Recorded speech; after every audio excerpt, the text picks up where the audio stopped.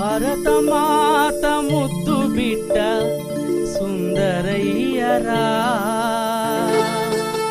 సమతా మమతల రూపం చల్లనయ్యరా, మన సుందరయ్యరా. భరతమాత ముద్దు బిడ్డ సుందరయ్యరా, సమతా మమతల రూపం చల్లనయ్యరా, మన సుందరయ్యరా. భరతమాత ముద్దు బిడ్డ సుందరయ్యరా, సమతా మమతల రూపం చల్లనయ్యరా, మన సుందరయ్యరా. భరతమాత ముద్దు బిడ్డ సుందరయ్యరా.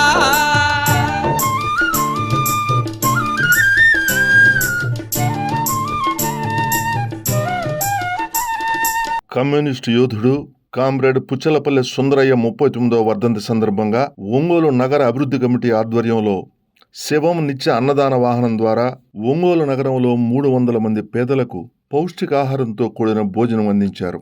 ఈ సందర్భంగా ఒంగోలు నగర అభివృద్ధి కమిటీ అధ్యక్షుడు మారెళ్ల సుబ్బారావు మాట్లాడుతూ, మచ్చలేని మహనీయుడు, భారతదేశ తొలి ప్రతిపక్ష నేత పుచ్చలపల్లి సుందరయ్య పేదలందరికీ అన్నం పెట్టే మార్గాన్ని ఎంచుకున్న మహానేత అని కొనియాడారు. తనకున్న 100 ఎకరాల సాగు భూమిని కడు పేదలకు పంచి నిరుపేదగా జీవించిన పేదల ప్రేమ మూర్తి అని అన్నారు. తన గ్రామం నుండి నెల్లూరు సైకిల్ లేదా కావిడపై సరుకులు తెచ్చి లాభం లేకుండా అసలు ధరలకు అమ్మేవారని తెలిపారు. వ్యవసాయ కూలీల కోసం సంఘం పెట్టి కూలీ రేట్లు సాధించిన పోరాట యోధుడని చెప్పారు. ప్రజాప్రతినిధిగా సైకిల్పై పార్లమెంటుకు వెళ్లి తన నిరాడంబరతను, నిజాయితీని చాటిన మహానాయకుడు సుందరయ్య నేటి యువతకు ఆదర్శమని పేర్కొన్నారు. ఈ కార్యక్రమంలో ఒంగోలు నగర అభివృద్ధి కమిటీ ప్రధాన కార్యదర్శి టి భక్తసింగరాజు, డాక్టర్ ముగిలి దేవప్రసాద్ తదితరులు పాల్గొన్నారు.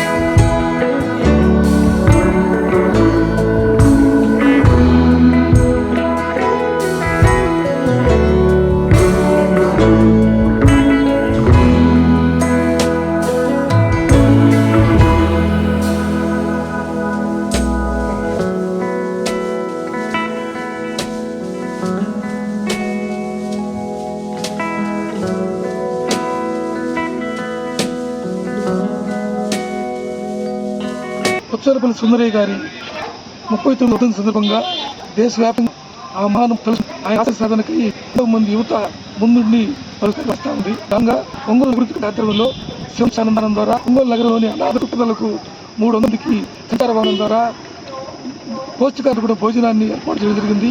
సుందరయ్య గారి వర్ధంతి సందర్భంగా ఇవాళ అన్ని చోట్ల పేదలకి చిహ్నంగా పేదల పండుగగా జెండాలు ఎగరవేసి ఆయన స్వతంత్ర ఉద్యమంలో కానీ వ్యవసాయ కూలీలు కానీ పేదలకు భూమి పంచే విషయాల్లో కానీ ఎన్నో సమస్యల మీద దేశవ్యాప్తంగా దళితుల పక్షాన ఆయన ఎంతో సేవ చేశాడు.